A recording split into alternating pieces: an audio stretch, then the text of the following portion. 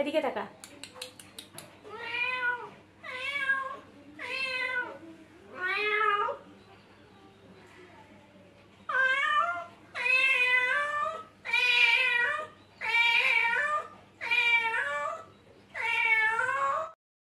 Mini আজকে সেই 4:30 থেকে খুব ছটপট করছে, কোথায় যে বসবে থাকবে বুঝতে পারছে না, পুরো ঘরময় বিছানা ছটপট করে বেড়াচ্ছে, ভীষণ ডাকাডাকি করছে।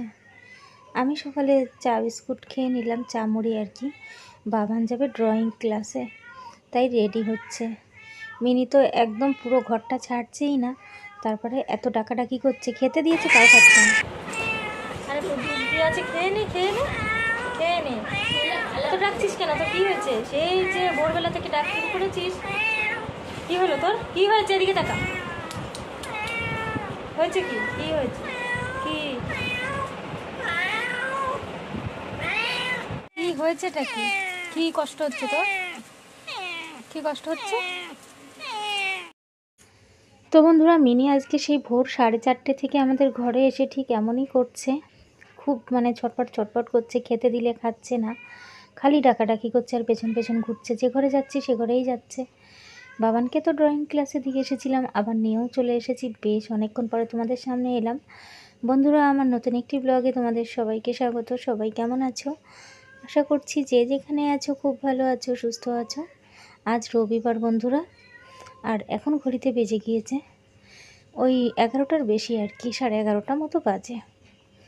তো স্নান করে চলে এলাম, সকালে যেহেতু স্নান করিনি তাই রেডি হয়ে রান্নাঘরে যাবো এখন রান্না বান্না করার জন্য। ভাতটা হয়ে গেছে, বাবানকে খেতে দিয়ে দেবো, ও খেয়ে নেবে আর কি। কালকের কিছুটা তরকারি আছে, তরকারি বলতে ডাল রান্না করেছিলাম, সেই ডালটা আছে, তো ওটা দিয়ে ওকে খেতে দিয়ে আমি রান্নাঘরে রান্নাবান্না করার জন্য যাব। তো বন্ধুরা, আশা করছি আজকের ব্লগটা তোমাদের সবার খুব ভালো লাগবে, আর সবাই আমার সঙ্গে থেকো, দেখতে থাকো। তো মিনির ব্যাপারটা বুঝতে পারছি না, মনে হচ্ছে ওর পেটে ব্যথা করছে, কিন্তু মিনি না মা হতে চলেছে। তো ওর কি হচ্ছে সমস্যাটা দেখো, অবলা জন্তু বলতে পারে না, শুধু ম্যাও করতে থাকে আর ভীষণ এপাশ ওপাশ করছে। আমি রান্নাঘরে যাচ্ছি তো রান্নাঘরে যাচ্ছে, এরকমই করে বেড়াচ্ছে, ছটপট করছে আর কি। আর কিছুতেই আজকে আমাদের বাড়িটা ছাড়ছে না। এমনি দিনে তো আসে যায় খায় আবার আসে, কিন্তু আজকে বাড়িই ছাড়ছে না, মানে আমাদের এ ঘর আর ও ঘর, মানে পেছন পেছন ঘুরে বেড়াচ্ছে আর কিছু খাচ্ছে না, ছটপট করছে, দেখেও খারাপ লাগছে, বলতে পারে না। আর আমি দেখো এদিকে রেডি হয়ে গেলাম, যাব রান্নাঘরের দিকে, বললাম ছেলেকে খেতে দেবো, তো চলো সবাই সঙ্গে থেকো, দেখতে থাকো।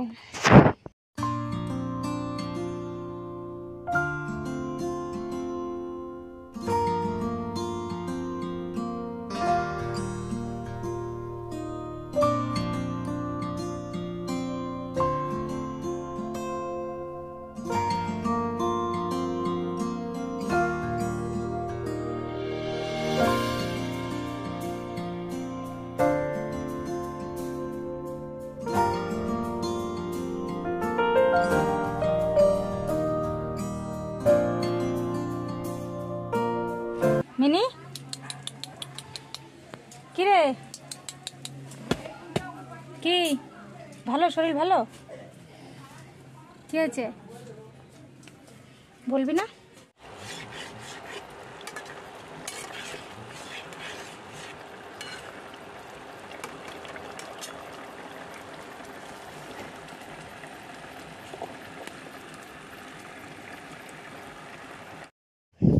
তো মিনি দেখলে আমি রান্নাঘরে আছি বলে, এই রান্নাঘরের চৌকির উপরে আর কি শুয়ে আছে, ওই চেয়ারটার নিচে, এবার একটু শান্ত হয়ে গেছে, পুরো চুপ হয়ে গেছে, কিন্তু কিছুতেই কিছু খাচ্ছে না, আবার থেকে কান্নাকাটি করছে, কান্নাকাটি বলতে হাউ হাউ করছে আর কি। আজকে রান্না করলাম ডিমের ঝোল, মানে আলু দিয়ে পটল কম দিয়েছি আর কি, আলু দিয়েই করব ভেবেছিলাম, তারপরে ভাবলাম না, এত গরমে আর পেঁয়াজ রসুন তেল মশলা করে কাজ নেই। ভাত খাবি? খাবি ভাত? পট।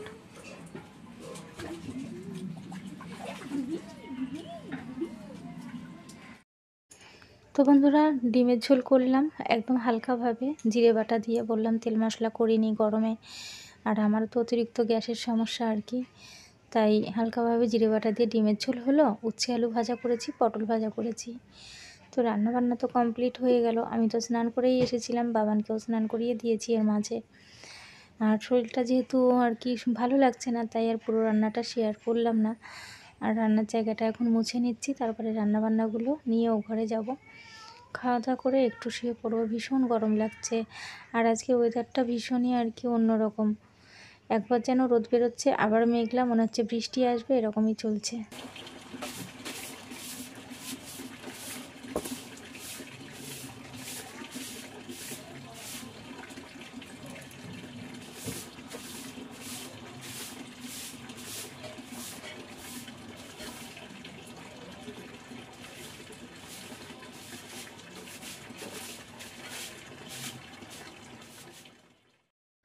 তো বন্ধুরা, এ ঘরে চলে এসেছি, ঘড়িতে বেজে গেছে 2টোর বেশি।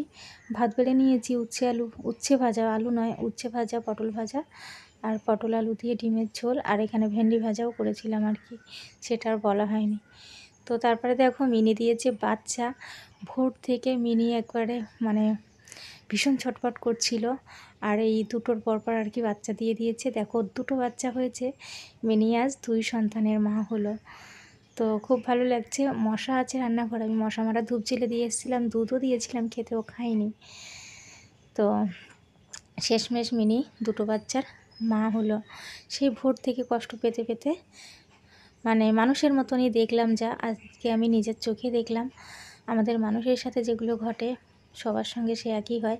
মিনি সেই ভোর থেকে কষ্ট পাচ্ছিল, তারপরে এই দুপুর 2টোর মধ্যে বাচ্চা দিয়েছে। আমাদের রান্নাঘরেই দিয়েছে, আমি কাপড় পেতে দিয়েছিলাম।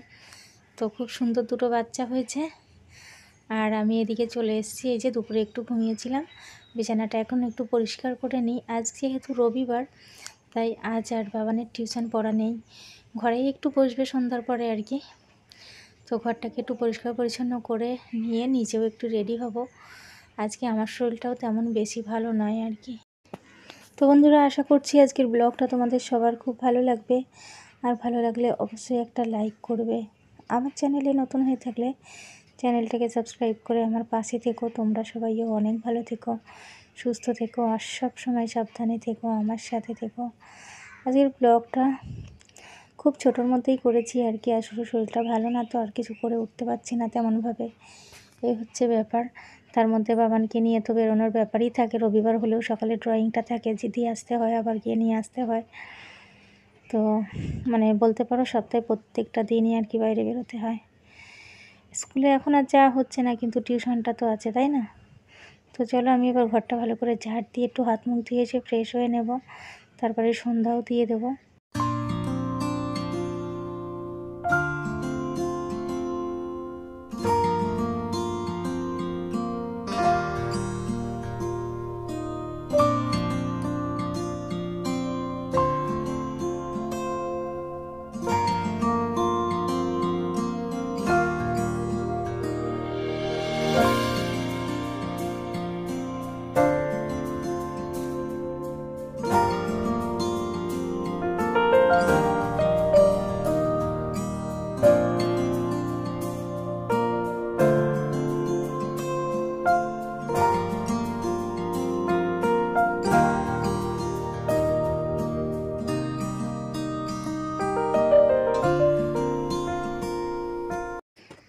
ঘড়িতে ওই 6:45 মতো বাজে আর কি। বাবানের দাদু এসেছে, দেখো এই যে আজকে রবিবার, ওনার ছুটি থাকে আর কি। তোমরা সবাই যারা আমার ব্লগ দেখো আর কি, প্রত্যেক রবিবার করেই আসে, যদি উনি বাড়িতে থাকে আর কি।